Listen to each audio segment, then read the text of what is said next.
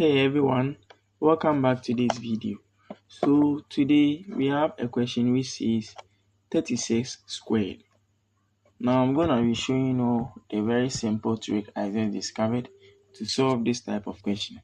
So we take 3 and square it, it gives us 9. You can write 9 here.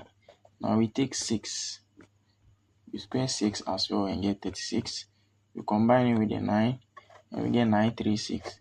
Now what do? We multiply this by this and all by the exponent. So basically we take 3 times 6, which gives us 18, then times the exponent 2, which gives us 36. So we can write 36 and add a 0 to the end and sum it all up. 6 plus 0 is 6, 3 plus 6 is 9, 9 plus 3 is 12.